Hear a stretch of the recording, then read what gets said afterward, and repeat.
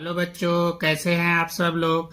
आज हम डिस्कस करेंगे क्लास 12 फिजिक्स का chapter 1 electric charge and field के बारे में, जो कि आपको एप्लीकेशन गॉस थ्योरम के नाम से आप लोग जानते हैं। आपका यहाँ पर टॉपिक है electric field due to an infinitely long straight charge wire.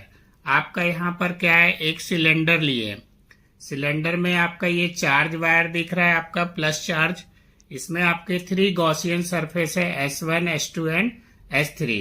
S2 and S3 आपका क्या है, 90 डिग्री, जो कि आपका कंडीशन में दिया है। DS2 परपेंडिकुलर आपका इलेक्ट्रिक फील्ड के है और DS3 भी आपका परपेंडिकुलर किसके है, इलेक्ट्रिक फील्ड के। आपका DS2 ये दिया है कंडीशन में 90 डिग्री, ये भी आपका 90 डिग्री। ये आपका क्या हो जाएगा, पैरेलल हो जाएगा, यानी कि DS1 आपका क्या है, पैरेलल किसके, इलेक्ट्रिक फील्ड के। तो सबसे पहले हम बात करेंगे टोटल फ्लक्स का। फाई इक्वल टू, ये आपका क्लोज्ड इंटीग्रेशन है, एस मतलब गॉसियन सरफेस है, ई में इनटू ds, ये आपका फार्मूला होता है। अब आपके यहाँ पर 3 गॉसियन सरफेस हैं, S1, S2 and S3।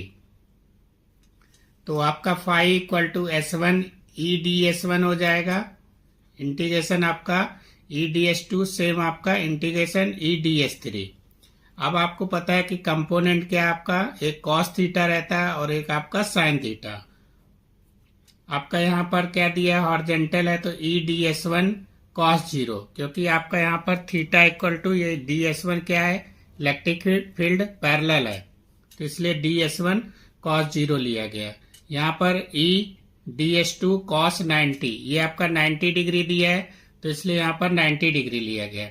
S3 में आपका क्या है, S3 भी हमारा 90 डिग्री है, तो इसलिए ई ds3 cos 90 लिया गया। अब आपको पता है कि cos 90 का वैल्यू क्या होता है, 0।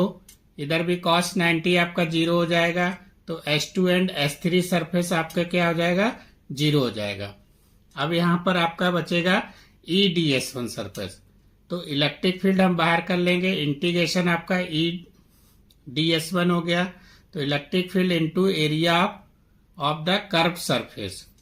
अब एरिया किसका निकालना हमें, सिलेंडर का एरिया पता है, वेयर आपका integration ds1 equal to 2πr, ये आपका एरिया ऑफ सिलेंडर हो गया। L आपका लेंथ हो जाएगा, तो यहाँ पर 2πrl हो जाएगा। अब फाई इक्वल टू क्या है, E इंटू 2πrl, इक्वेशन 1 दे देंगे। फिर हमें पता है कि charge enclosed by the Gaussian surface. अब चार्ज को यहाँ किससे रिप्रेजेंट कर रहे हैं, Q से।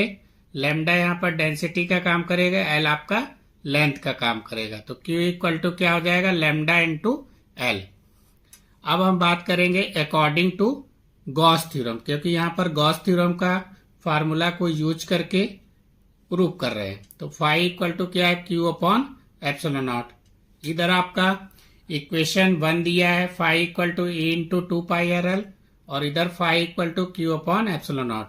दोनों का फाई फाई क्या कर देंगे, इक्वेट कर देंगे, तो फ्रॉम इक्वेशन 1 एंड 2, तो E into 2πrl equal to Q upon epsilon naught हो जाएगा, तो E equal to Q upon 2πrl epsilon naught, और Q इक्वल टू वैल्यू क्या होता है, लैम्डा इंटू L, तो Q की जगह लैम्डा इंटू L पुट कर देंगे, तो L से L कैंसिल हो जाएगा, तो आपका फार्मूला आ जाएगा lambda upon 2π epsilon naught into R।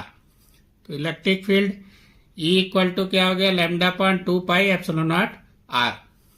Please like and subscribe my channel. Thank you.